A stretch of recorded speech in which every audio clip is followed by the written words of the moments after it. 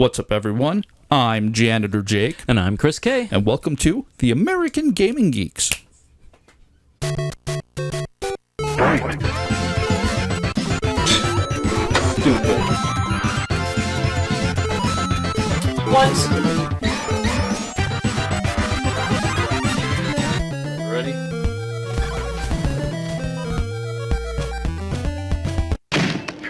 I don't want the likes of you watching my back! The chopper's waiting! You're done!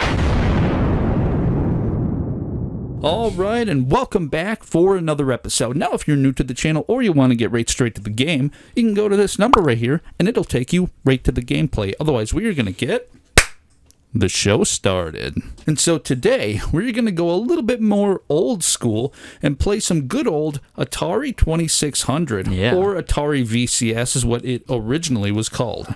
And so today, we're going to be playing good old Starmaster for the Atari 2600 or the Atari VCS. So for the kids out there, what does VCS stand for?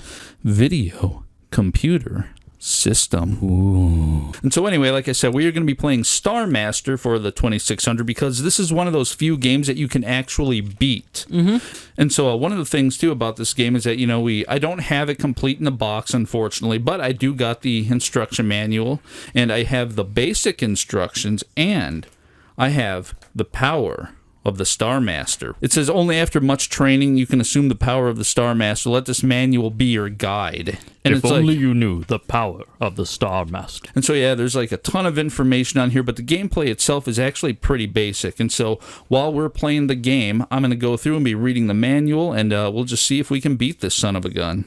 All right. So I guess without further ado, let's pop the puppy in and get going. You ready to play? I'm game. Blow out the cartridge. Blow out the cartridge.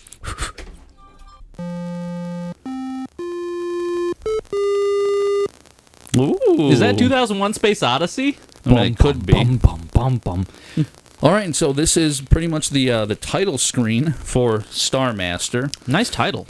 And so I'm hearing a lot of popping.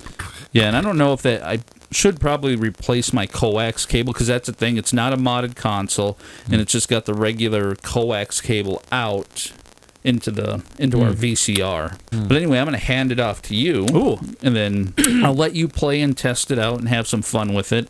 And then I'll read the manual, and then we'll just go from there. I don't know if this is too much power for me. Check this out. So what we can do here is push the button. Anything happening, what do you do? What do you do? Nothing. You can't do nothing. So in order to get this thing going, what you have to do is go to the color and black and white switch on the actual console. So I'm going to flip that. And now this is where you can choose your hard mode. So there's Ensign, Leader, Wing Commander, and Starmaster. So the W means energy required to warp. So the S is your star date, which is the elapsed time of your mission. E is energy remaining, and D is damage control status. I'm just turning that static down a little bit. And then we'll go game select. And so that changed to Leader, Wing Commander, Oh. and then Starmaster. You really need the manual.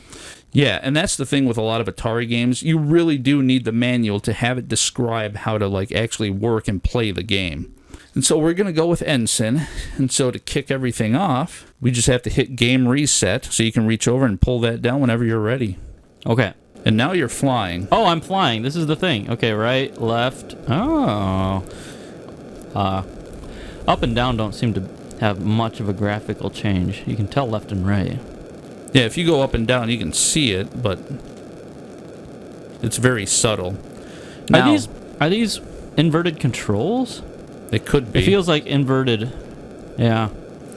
Now, your energy right now is depleting because you're kind of running out of gas. All right, so what do? Well, what we have to do is switch the color in black and white. So go over there and switch that. Now you got your map. From here, you have a starship. And as you move it, your starship is way over to the right. There you go. So as you're moving it up and down, those little dots that you see are bad guys. So what you want to do is go to a bad guy who's going to attack what looks like... Is that a bad guy? No, the things that look like pieces of candy are like star bases. Oh, okay. You have to defend the star bases from the enemies, which are the little tiny star-looking things. Gotcha. So if you go over to the right and go to that one right there. So go down right there. Now hit the button. Now you'll be fighting an enemy. Now you have to look for him. And then if you push... Oh, yeah, Whoa. right now. So, yeah, you're doing warp speed right now. Oh, why? So, because where you were, and now you have to get over here, you need warp speed. Oh, that was my warp speed. I'm actually flying. Now I'm... But now you have to wait for the bag... There he is. And then try to shoot him. Oh. I can't go up. He's not... It doesn't seem to affect my aim all that much. It's like he can't... His turn radius is terrible. It's like my old car.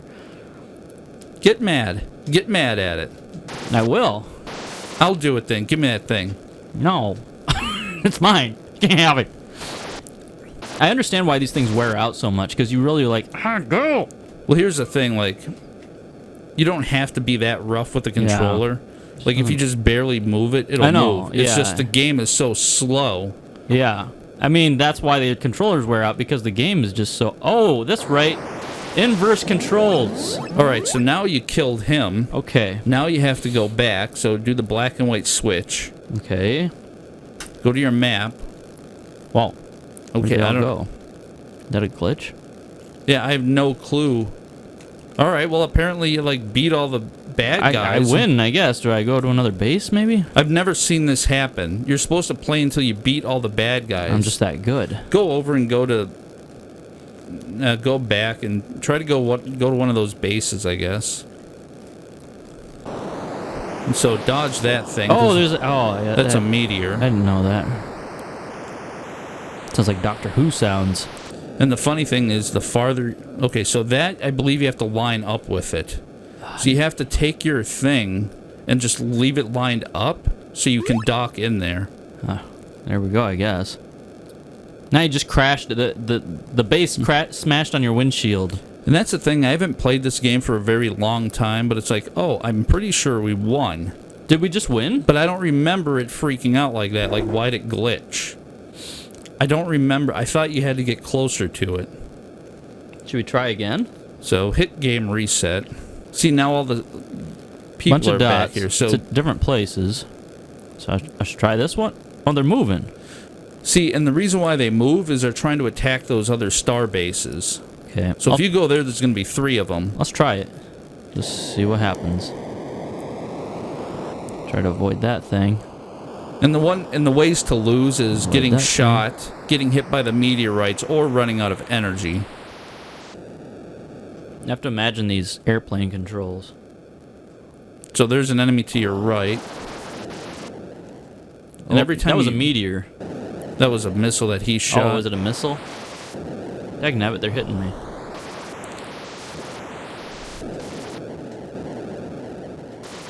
And it does take a while, like, you got to think of it too, like when they're flying up and you're flying up, you're like, why ain't I getting to them? It's because you're both going up. Yeah.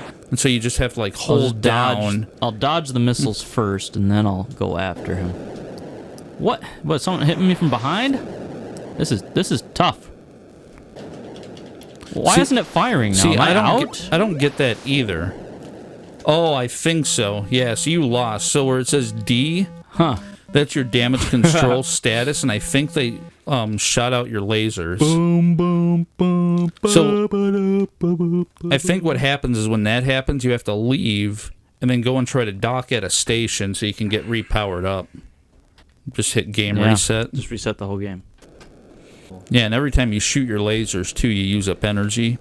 And so that's the thing when you start... is that my is that E? Is that energy? Yeah. Oh. And every time you start running out of energy, that's when you want to go dock at a station so you can get powered back up. So I want to go for the closest enemy so I don't use so much energy. Yeah. But you also have to keep an eye on the enemies at the star bases, too, so they don't destroy them. And what's crazy, too, with this game is it's like there is so much story involved in it.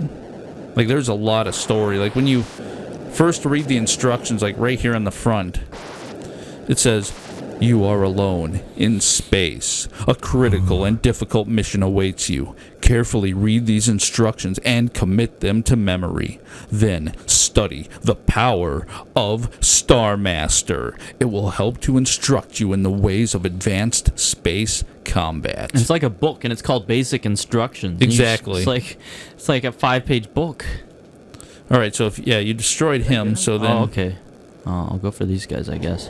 So yeah, like you said, it's kind of like reading a novel. Because then you open it up and it says, Pilot Briefing. You must protect your star bases by destroying all invading enemy starfighters before they destroy you or your star bases. And then it talks about how, use the least amount of energy and do all this different stuff. And then they talk about how there's like, you have a galactic radar sector analysis mission attack control computer, also known as MAC, M-A-C-C. The Mac? We're running on Mac. Where it'll display the galactic chart, and it's like, holy cow, and it just won't stop. Like, you just keep opening this manual, and it's just more and more information. It talks about warp travel. It talks about how to engage the enemy. It talks about your damage control status. Jeez, he just won't stop shooting at me. So right there's an R. That means your radar... Oh, your radar's destroyed. Oh. So that's why when we went back to... Oh, we couldn't see where the enemies were. Yeah, because our radar's been destroyed. All right, so now that it's green, the bar down there is green. Now if you go to the map, your radar's destroyed. So go to your closest space station and then warp there and then try to dock with it. Okay.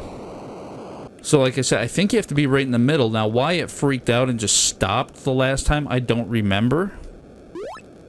Okay. Push the button once. Nothing. Let's try this. So this hit game... Maybe I can just... Oh, look, it's repaired already. So it's done, that's it. All right. Okay, let's take this guy out, because he's closest. So basically, that's what the basic gist of the game is. You're some dude dinking around out in space, and you have to protect your different star bases from these enemy fighters. So your goal is to fly, like now you destroyed them all, so now you go to your map, you go to your galactic map, find where the enemies are, go and try to destroy them before they try to destroy your star bases. If you get hit and you take too much damage, you can go and dock at one of your star bases for repair. So being an Atari 2600 game, this game actually has a lot going for it. That's true. I think a lot of people who are like really nerdy and into like space stuff would really like the idea of this game, especially in the 70s. Yeah, that's true. Well, this game came out in the 80s. Well, yeah, but I mean in the 80s they had, what is it? All this star stuff is really messing with my head. Stargate, Star Trek, Star Wars, Star Lord, Star Command, Starmaster. The Last Starfighter. If we ever get our Last Starfighter review uploaded, you guys should check that out. But this is The Last Starfighter. Star from the Lost Boys. Yeah, exactly. Uh-oh. My shields are gone, or what? Oh, I died.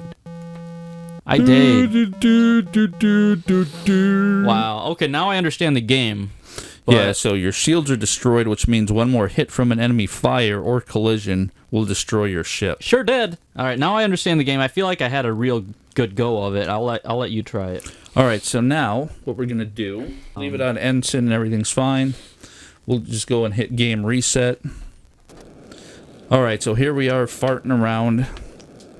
Go here. I'm going to find a bad guy, which is actually pretty far away. I'm going to go here. Use warp speed.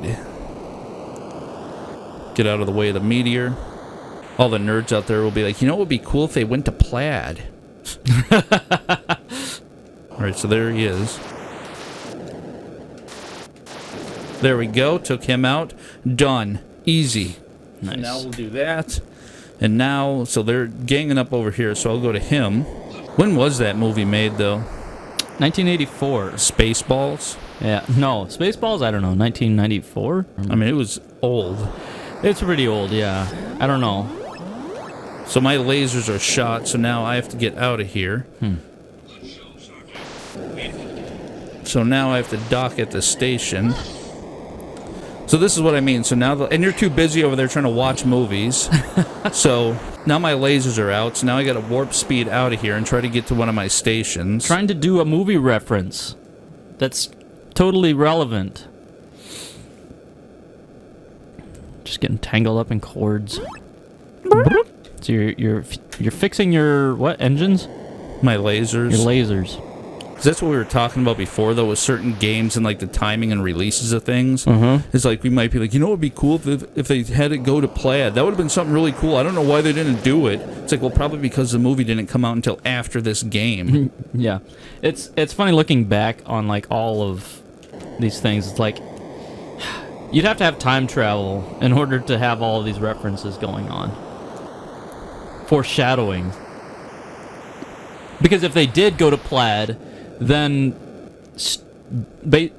Starballs is Starballs. Starballs.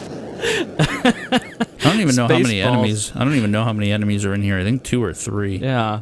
Then Spaceballs would have just been referencing this game. Whoever had it first would be considered the original. All right, so I got those 2. Now we're going to come down here and deal with these 3.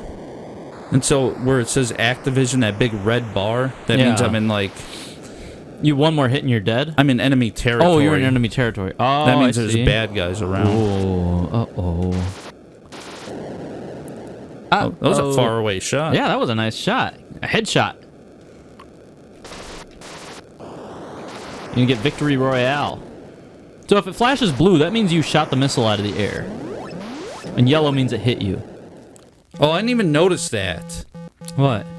They like shot twice. Yeah. It was like instantly my shields went down and then they hit me I know, again. cheaters. I know, that's such a cheat. So we're going to do this again. Should have got on a health pack. Heal up your shield. Fine, Oh, we'll no. just take these 3 out right away. Shield fish. But yeah, there's like all sorts of different information. Like where it's red, that means there's enemies around. Yeah. When they're all done, it'll turn to green, meaning that it's clear now, nobody's around. Ah, got hit. That's the other thing I don't like, is you have to be so specific about where you're hitting them. There we go. One ship against the entire Kodan Armada. It'll be a slaughter! That's the spirit! No, our slaughter! Alright, so now it's green, that means we're good to go. Alright. So now I'm going to go and we'll take out this guy. And then since I'm running out of energy, I'll have to go and dock. Get the audio cranked up. Yeah, crank it. Crank it to the max. There we go. 11. So now I'm going to go dock. What's up, Doc? That's one thing I loved. I always loved the old school Atari sound effects. I just thought Yeah. they sounded awesome. They are pretty cool. Put a lot of time and effort into those. Alright, so now I'm going to go to this nitwitted numbskull. And that's what's nice, too, is like, if you have good controls, you can just, like, barely touch it. Yeah. Uh-oh. So I don't know what W is, I forgot. Oh, it means my warp speed. Oh. Now my shields are down. I was going to try to do it in the middle of warp speed, but there we go. I need to get out of here because now my shields are down. Okay, so you're warping right now, so I'm not sure I understand. Yeah, I don't know what it says in there. Warp engines damaged. Your ship will use twice as much energy during warp travel. Oh, watch energy reserves. Can you do you replenish your energy reserves at the station? Let's see here. 6. Yeah, everything. Oh yeah. Back to okay. I like that. That's why, like I said, anytime like you take any sort of damage or whatever, a lot of times you might might be better off to go and dock at a station. So then you can replenish everything. Yeah. I hate that too. They get so jittery. It's like you'll be sitting there and all of a sudden it's like, oh, here they come. Yeah. Oh, now they did that, so I got to get out of here. Yeah, they knocked out my radar and then they knocked out my lasers. Well, that's you all over. And this is supposed to be Ensign. I wonder how much harder. Or it might be easier on the harder modes if everything's moving faster. Yeah. Oh, they're back. Oh, because your radar was out, right? Yeah. And I do love that you don't have to sit here and like just look through space for them. Yeah. Because like look at how long this would be. Like you're literally flying through space right now. That's true. Yeah. That would take forever if you're just wandering around endlessly. Okay, so I got him. There should be warp one to more. That sector. There we go. I was not good with the controls as far as trying to shoot those missiles down. Now you're almost done. And that's a funny thing. Like, you can even read this thing, but there's not a whole lot to say about the game, but they make a lot to say about the game in the manuals. Yeah. It's like they give you an entire story. And it's like, that's the thing. I don't want to have to sit here and read a novel while trying to play the game, though. Mac keeps you continuously informed of the elapsed time in your mission. S. Oh. So you see that on the map. There we go. Nice. A little pretty music at the end. Okay. Yeah, that was pretty good. So if you have a lower elapsed time, can we see the stats while we're at the... Done? Can we do this? Okay, yeah. See, that's your time is going to be... What was that, S? Apparently, 85. I don't know if that's 85 seconds. That felt like more than 85 seconds to me. Stardate represents about 4 seconds of Earth time.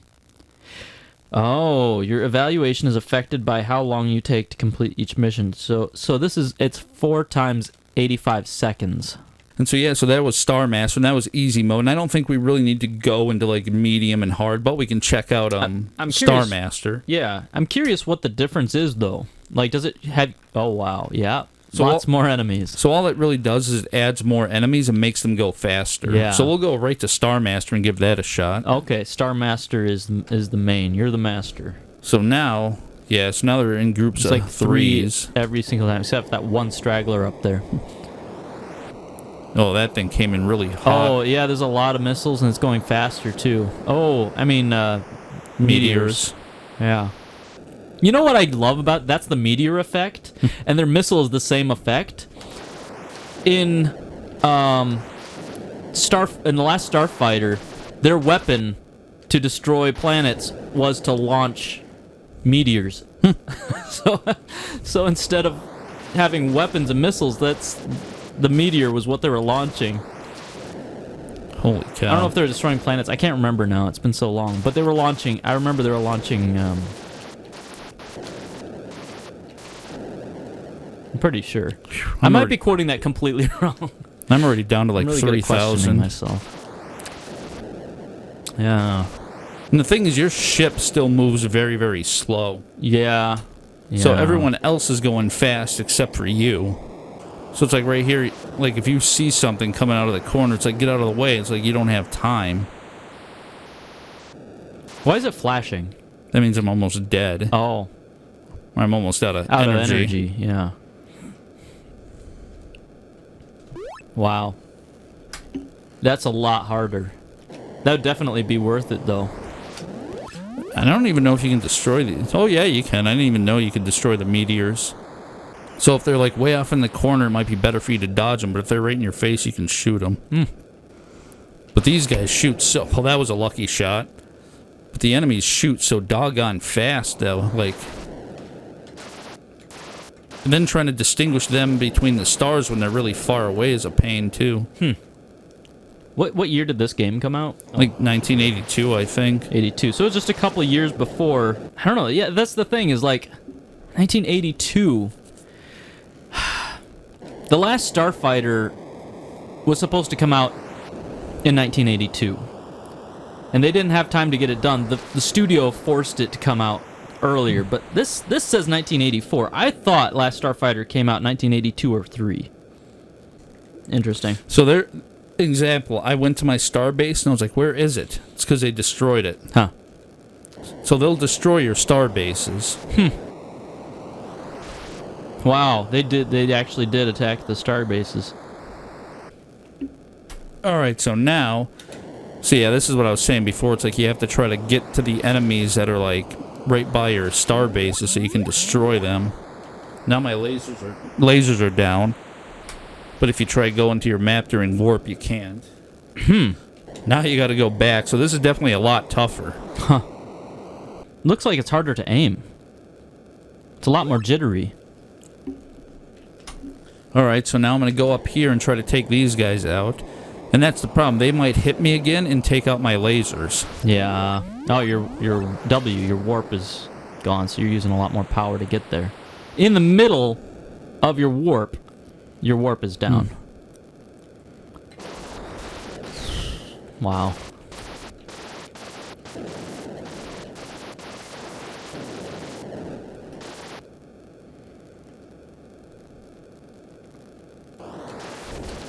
So at least I got that one. It is cool when they get close. Like, I love the colors and the effects of the Atari. Yeah. Where everything's like neon-y, flashy, and... Oh, my lasers are down. So now I gotta get out of here. Jeepers. You're just getting hit left and right by it. Alright, so there's the star base. This asteroid field isn't on the map. It's like you gotta be so specific about it. Like, if it's... Like, as soon as you see it, you need to know, oh, go and shoot it, or, oh, go and dodge it. Yeah. Because, like I said, You have zero time. Your ship moves really, really slow. I'm surprised it hasn't knocked out anything of yours yet. Alright, so we got him. That was fast. I didn't even see it.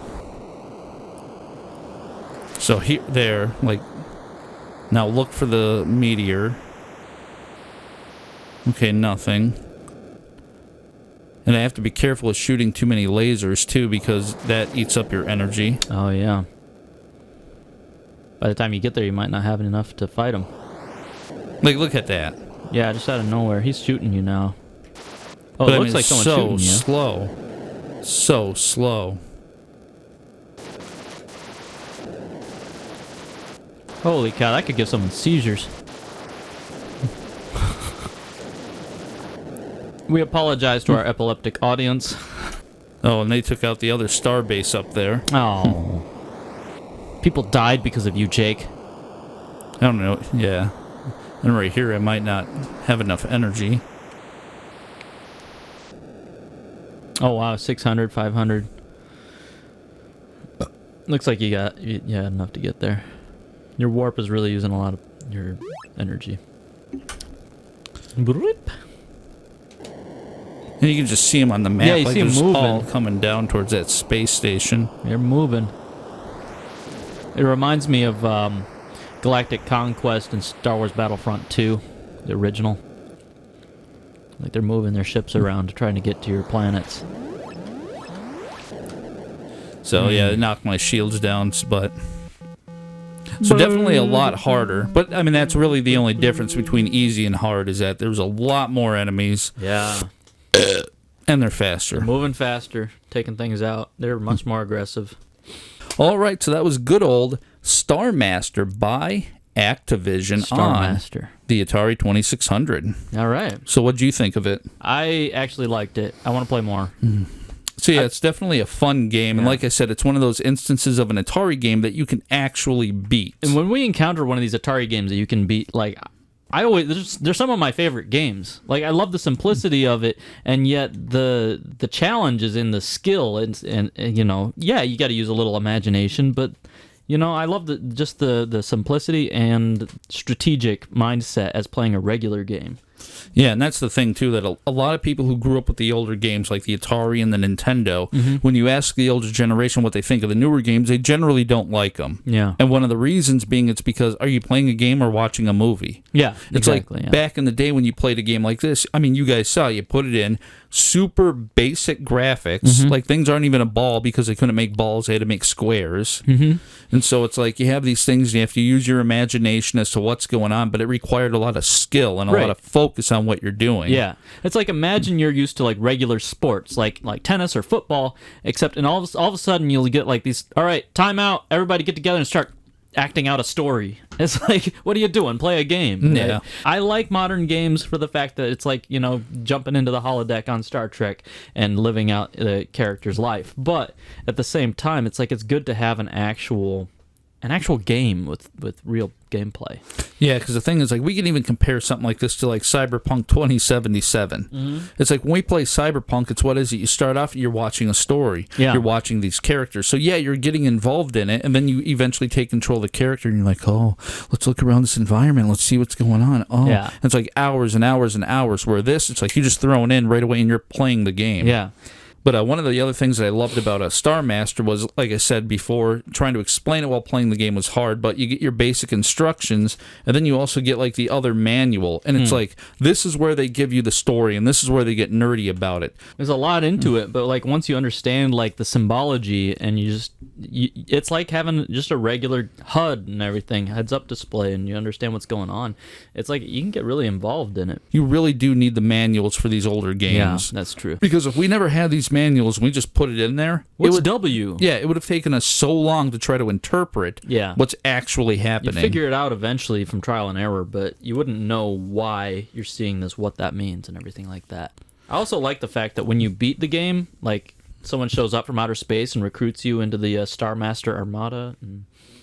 Yeah, and that was one thing, too, about in here, yeah. And some of these...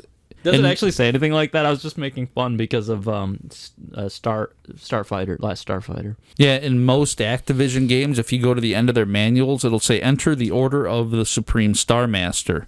If you get, like, a maximum score and you max out your high score, you take a picture of your screen and send it to Activision, and they will enroll you and send you a special emblem of achievement. Oh, cool. So if you would have gotten, like, a high score of 9,000, the max score says 10,000, but if you got 9,000, you could take a picture, send it to them, and they'd send you, like, a special emblem. You think they'll still do that? That'd be awesome if they did. That'd be sweet. That would be one thing to even try to look up. Do they even have those emblems anymore? Like, are people selling them online? Oh, maybe. Like, can you go to eBay? Because that would have been the thing, because they not only do they do it for Starmaster, but they have it on, like, skiing and all the other Activision games. And are they all different? Like, does skiing have their... different? Yeah, does skiing have its own emblem? And does Starmaster have its own special emblem? Yeah. Now, as far as the amount of time it took for us to beat this... I don't know, playing easy mode, and I'm already somewhat familiar with it. It didn't really take, what did it say, like 8 minutes or something it took me? I think that was 5 or 6. Yeah, 5 or 6 minutes or something. So if you know what you're doing and you pop the game in, I mean, you could speed run this thing on Ensign mode or E-sign mode or whatever they call it. Right. Ensign. But that's the thing. So you can throw the game in and hurry up and beat it, or you can go to Starmaster, where it's like now your screen is filled up with stuff. And so I don't know how long it would take, especially if you're a pro at it. You could probably knock it out in maybe like 10, 15 minutes on that. On the Master? But somebody like you or me sitting here playing it casually, if we tried going through Starmaster, it would probably take us a good 30 minutes of getting hit, having to go back, refuel up, repair our ship, and then get back into the fight. Yeah, figuring it out. Yeah, there's a lot of playability with this game, and you would put a lot of time into trying to 100% complete this game. Yeah, and get a high score. Yeah, and that's the crazy thing, too. Not only can you beat the game, but like you said, you can also keep going for the high score. Yeah. And they say in the manual, which is kind of cool, the max score is 10,000. Huh. So that would be the score to actually try to hit. Aim for 10,000. All right, and as far as the price of the game goes, loosey-goosey, just the cartridge by itself, it sells for about $3. If you wanted it complete in the box with the manuals, it'd be about $15. So, and if you have it like me with the game and the manuals, you're probably looking at like $6. Wow. So do you think the game is worth $15 complete, $6 like this, or $2 loose? I think so. I mean, I don't know about 15. That's a bit much. $6 for sure. I don't know. It's just part of the experience. Like, as a new game, it's like, I think if somebody came out with this game today, I would give them $1 for it. It's like, oh, wow, they did a really good job. I'm going to donate $1.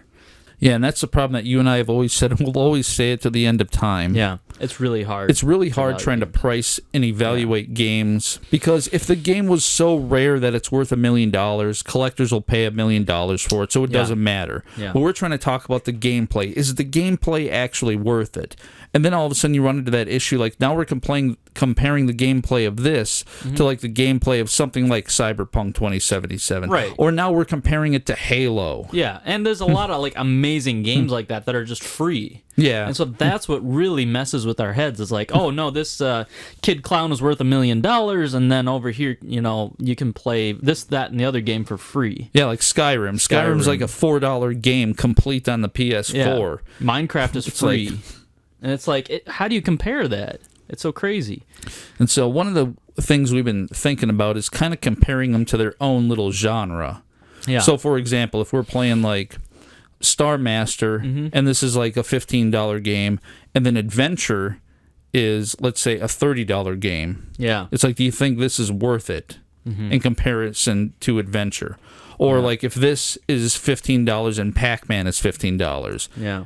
And it's like, well, now this is the standard. Well, now Pac-Man, to me, it's like, no, that ain't worth no $15 on the Atari, especially. Yeah. Because the arcade game Pac-Man was way better. The Atari version of it was terrible.